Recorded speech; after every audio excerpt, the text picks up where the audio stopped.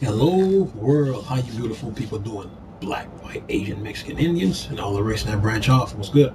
How y'all doing? The world's most handsomest man. I was joking. Look, Xbox One and PS4 got some good games. Got good games right now, and they're going out.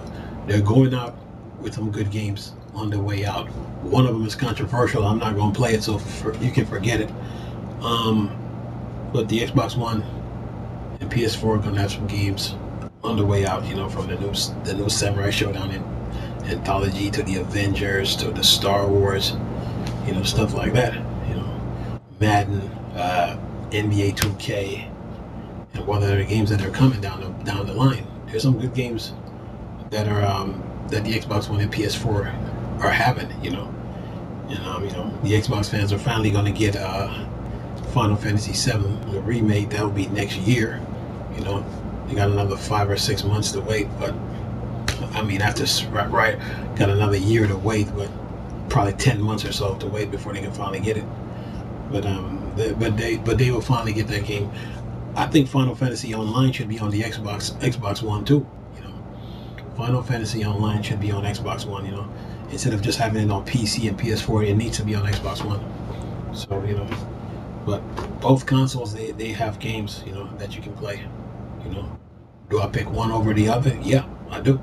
I'll pick Xbox One over PS4 any day this generation. Because they made a lot of changes to the game industry, and they had the games that changed the landscape. So to me, I will definitely take the Xbox One over the PlayStation 4 this generation. And when Sony came up with that time exclusive thing, that was a weak move, a desperation move, and a cheap shot. And it goes to show you that they're desperate for attention and they're spotlight hoggers, and they will do anything to get the attention and the spotlight on them. Whether by hook or by crook. So it was a desperation move, but the time exclusive hurt them because nobody really talks about the games that are on the time exclusive, whether it's Final Fantasy, whether it's Call of Duty, whether it's Modern Warfare, or whether it's even the whole Spider-Man situation too. The whole Spider-Man situation. No superhero game should be exclusive to one console. That's the rule. No superhero game should be exclusive to one console. No superhero game, whether it's Marvel or DC, or whether it's even Star Wars or Star Trek games. None of those games should ever be exclusive. So to me, when they did that, it was to show you how desperate they were to try to get some attention. But Microsoft held their own. Even when they tried it. Microsoft still had the attention on them and the spotlight. So because what Microsoft did with Red Dead Redemption, the original for the 360, and then to throw 4K gaming in the mix, and then you had, Sea of Thieves. Man, that game is fun. Forza Horizon did damage. They had the games to show for it. So I will give the edge of this generation to Microsoft, because they held their own. Even when Sony was taking cheap shots and doing desperation moves to get attention and spotlight, Microsoft still held their own. And I think Phil Spencer said it best: sales ain't the end all be all to video games. And it's true. It made sense when he said it. Because everybody, with Sony or Nintendo, they always try to focus on sales and exclusives. But I think Phil Spencer nullified that when he said, sales ain't the end all be all to video games, and it made sense.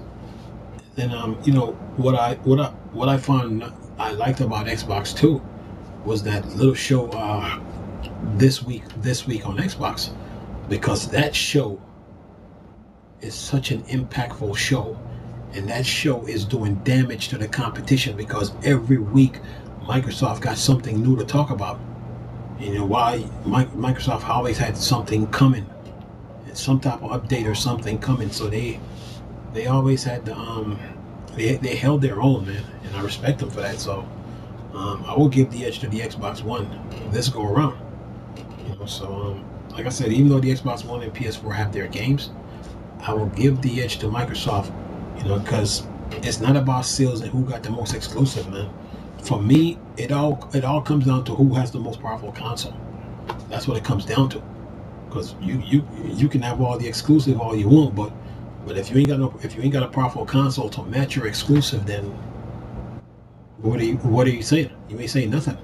So to me, it's all about having that powerful console to make the games run better, and the competition can't stand it. So once the competition see that, they're gonna start doing some shady stuff to try to get some attention on their side.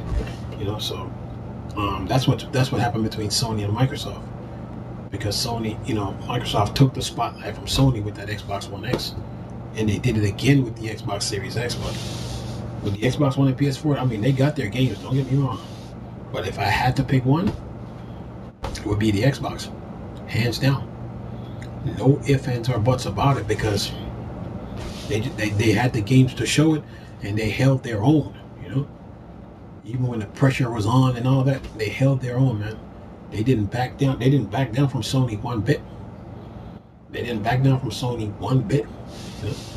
Even when Sony did that desperation move by putting a year time exclusive on Final Fantasy VII, which was when they should have let Squaresoft let the game grow.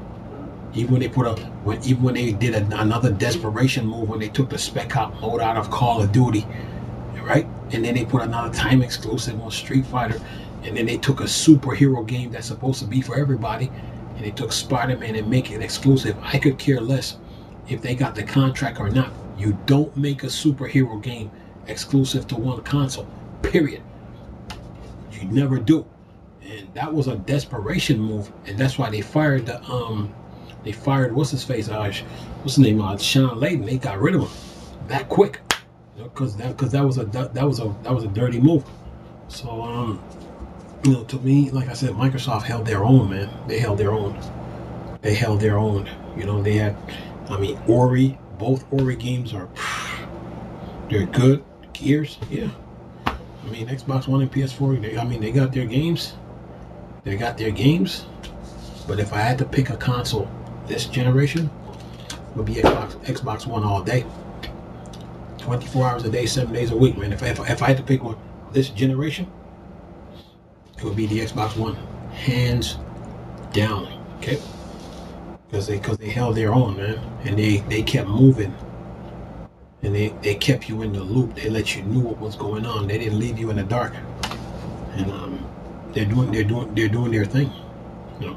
Don't get me wrong. Sony has a lot of games, but Xbox One just took gaming to the next step. 4K gaming, man, to the next step, and I will give the edge to the Xbox One every day, all day, this generation. Anyway, nice talking to you people. It's Cleese. It's a Star Wars and Star Trek thing. Board the dark side. I'm gone. Peace.